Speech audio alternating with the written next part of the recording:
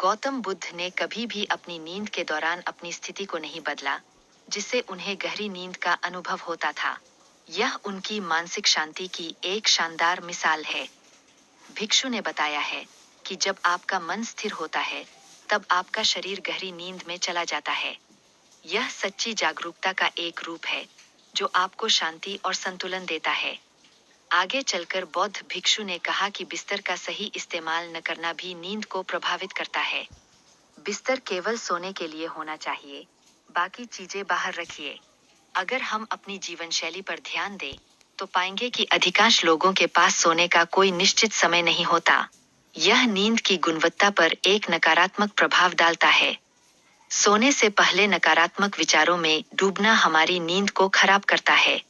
इसके बजाय सकारात्मक विचारों पर ध्यान केंद्रित करना चाहिए, जिससे मन हल्का रहेगा। इसके बाद हमारे सोने की स्थिति भी बहुत ही महत्वपूर्ण होती है। गलत स्थिति में सोने से गहरी नींद में बाधा आती है और हमें तनाव का अनुभव होता है। अब ध्यान करने की शक्ति को समझिए।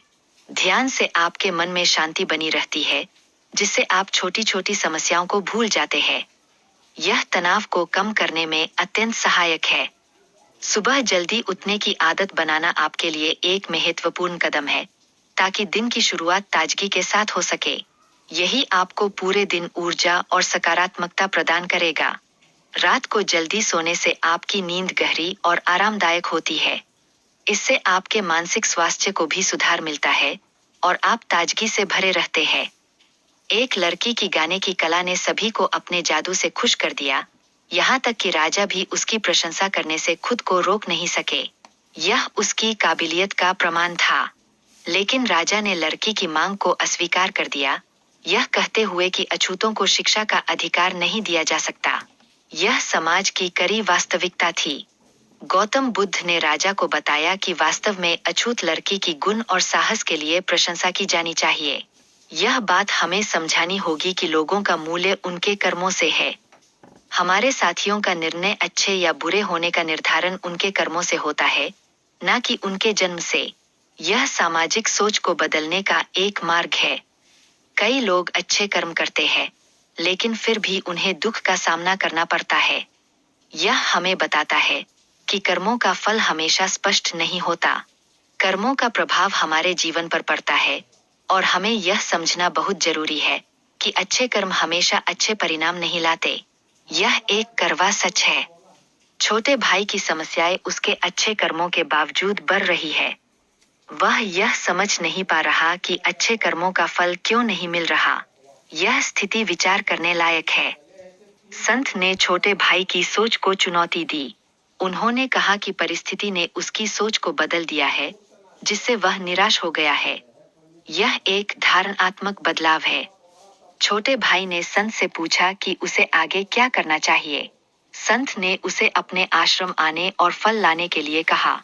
यह एक मार्गदर्शन था।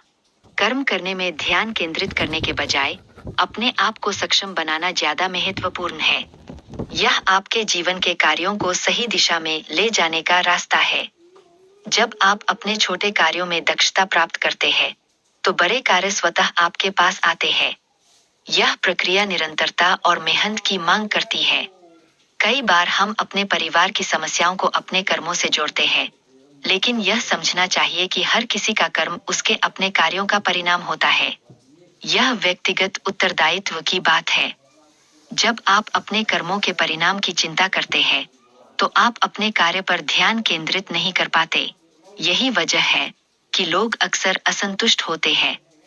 कर्म करते समय अपने मन और शरीर को पूरी तरह से कार्य पर केंद्रित करना अत्यंत आवश्यक है। यही आपकी कार्यक्षमता और ध्यान शक्ति को बढ़ाता है। यदि आप अपने कार्यों के प्रति पूर्ण समर्पण दिखाते हैं, तो आपको अच्छे परिणाम प्राप्त होंगे। केवल कर्म करने से